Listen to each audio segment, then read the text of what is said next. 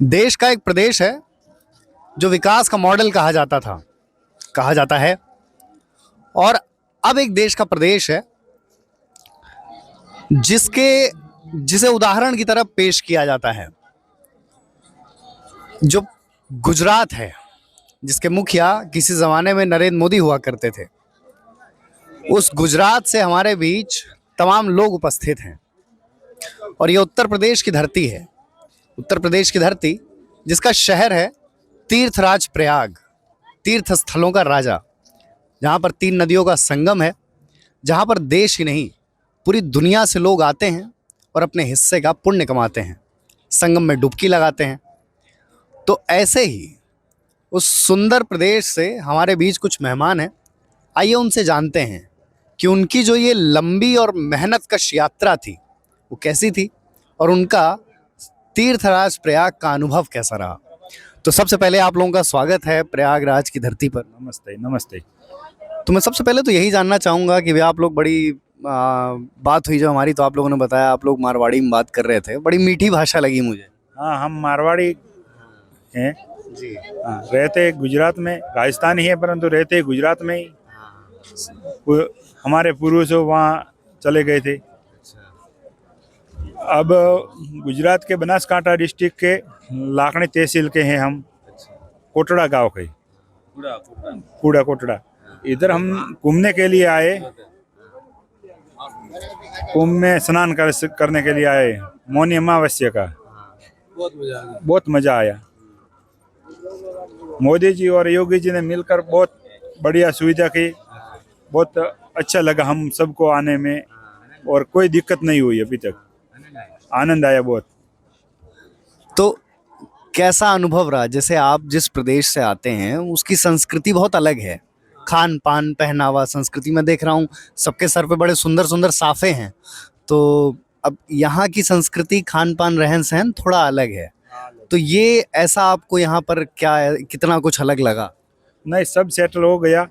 हमारे वहाँ के है अखाड़े, धरणीधर धीमा से है जानकीदास जी महाराज, वहाँ के अखाड़े में हम रुके थे। बहुत अच्छा, इस खाने पीने में सुविधा बहुत अच्छी थी।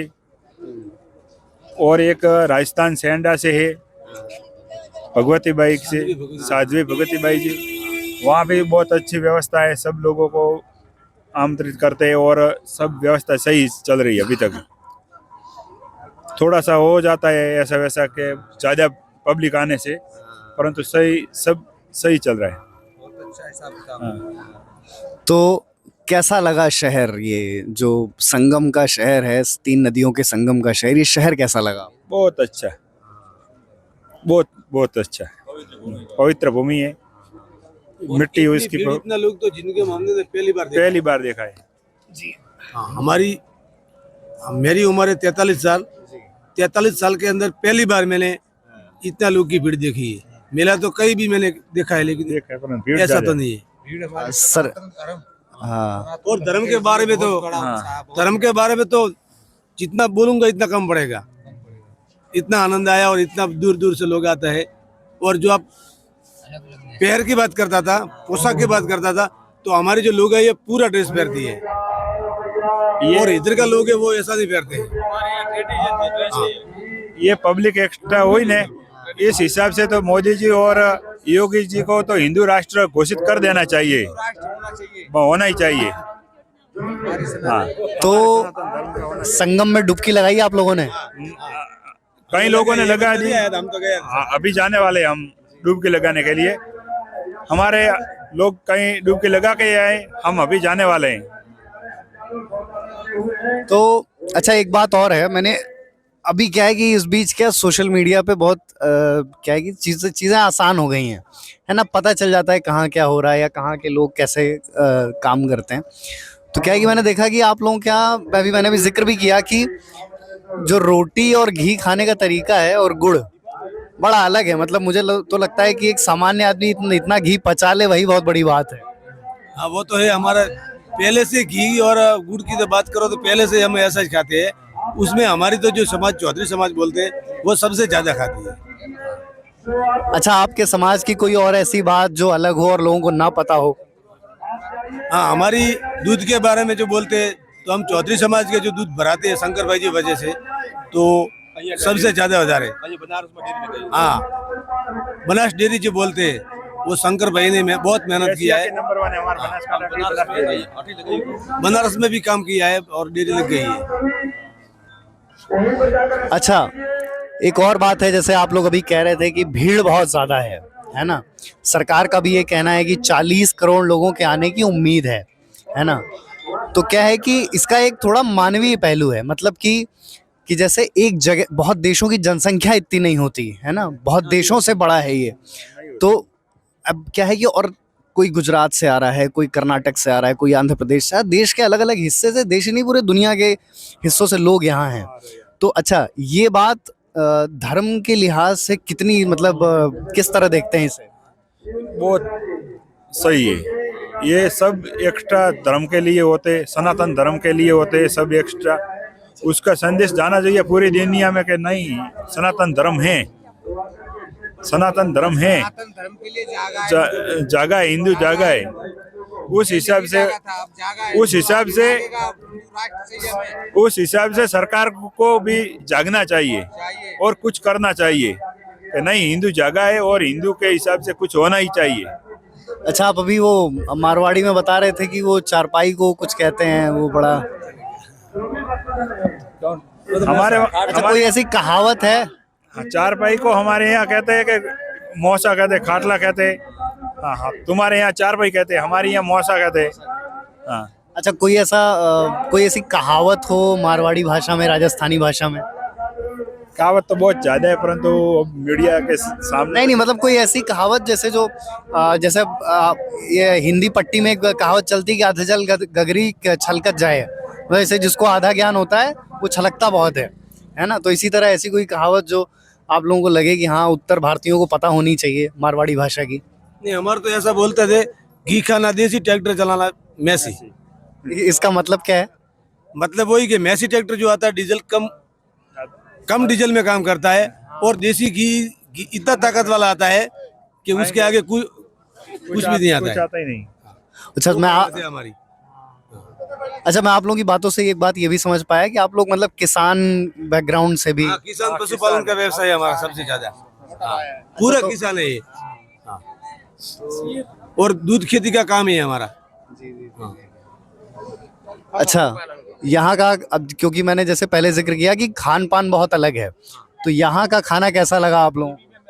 हाँ का तो हमारा घर जैसा ही था, क्योंकि हम तो हमारे अखाड़े पे आए थे, वहाँ लोग हमारा इधर है, तो हम तो ऐसा ही लगा हमारे जो घर पे खाते हैं वही। सही खाना था यहाँ पे। हमारे गुजरात जैसा ही यहाँ खाना मिलता है। ऐसा कुछ नहीं कि कोई इधर आने से कुछ खाना अलग हो जाता है, कोई जगह पे मिलता है, परंतु वो वैसा नहीं, हमारे गुजरात का है वैसा ही मिलता है। तो सरकार के काम से खुश हैं आप लोग? हाँ, खुश, बहुत खुश, बढ़िया है। सरकार ने काम सही किया है, इतनी बड़ी व्यवस्था की है मोदी साहब और योगी साहब दोनों ने व्यवस्था की, उसका धन्यवाद करते हैं हम, अभिनंदन देते कि। तो आप तो उत्तर प्रदेश के मेहमान हुए। मेहमान ही है, हम तो मेहमान ही है। कल आया था, जाने वाले, एक दिन रुका तो मेहमान ही है हम तो। अच्छा, कोई ऐसी बात जो आप इस शहर के, इस प्रदेश के लोगों के लिए ऐसा जैसे कोई मैसेज देता है, कोई संदेश देता है, तो ऐसा कुछ कहना चाहेंगे लोगों के लिए, दर्शकों के लिए? धर्म के बारे में ही हम तो बोले कि जो हिंदू धर्म बचेगा तो सब बचेगा, लेकिन कुछ नहीं बचेगा। मैं चाहूंगा कि आप ये बात, मतलब जो भी संदेश है, अगर इसे अपनी भाषा में कहें। हमारी भाषा में तो क्या हमारे आपकी भाषा में जो बात जैसे आपने कही, उसे अपनी भाषा में। मैं संदेश ये देता हूँ कि उत्तर गुजरात के लोगों को, जैसे गुजरात बहुत तरक्की कर गए, लेकिन यूपी जो उत्तर प्रदेश है वो थोड़ा पीछे है। जैसे कि उद्योग में बाकी सब लोगों, जैसे कि हमारे पास दूध का उत्पन्न होता है, दूध वहाँ का सप्लाई इधर आते हैं, पूरा वाराणसी ट्रेन चलती है। जैसे इस हिसाब में हमारे गुजरात बहुत आगे है जी। दूसरा तो डबल इंजन सरकार है, विकास तो इधर ही होगा। अभी होगा। अभी हुआ है, हाँ, आगे पहले से कम हुआ है। पहले से पीछे था वो थोड़ा थोड़ा उभरेगा। अभी तो डबल इंजन है, चलती रहेगी तो ये ट्रेन तो काम करती रहेगी। तो कुल मिलाकर आप लोगों का एक सुखद अनुभव रहा, ऐसा कहा जा सकता है। हाँ, अच्छा अनुभव रहा। अच्छा नहीं। शहर के बारे में कोई खास बात लगी कि जो यहीं सिर्फ यहीं नजर आई हो? नहीं, 2020 में हम यहाँ आए थे, तब के और आज के बीच में बहुत ज्यादा फर्क लग रहा है। विकास बहुत है, कहीं बीच में भी देखते आ रहे, बीजेपी सरकार आने से बहुत विकास हुआ है। सड़कें बनी वो हैं तो यहाँ पर। सड़कें कितनी बनी है, नहीं तो पहले आए थे कुछ नहीं था। ये ब्रिज बन रहा है, अभी देखा है कितना बड़ा बड़े बन रहे। रेलवे का काम हुआ है। अरे अच्छा हुआ। तो ये थे हमारे साथ गुजरात के कुछ साथी, जिनका सरकार के लिए संदेश था, जिनका इस मेले के लिए, शहर के लिए, धर्म के लिए, संस्कृति के लिए और इनकी अपनी संस्कृति के लिए संदेश था। तो उम्मीद है इस बातचीत के जो सकारात्मक पहलू हैं वो लोगों तक पहुंचेंगे। धन्यवाद।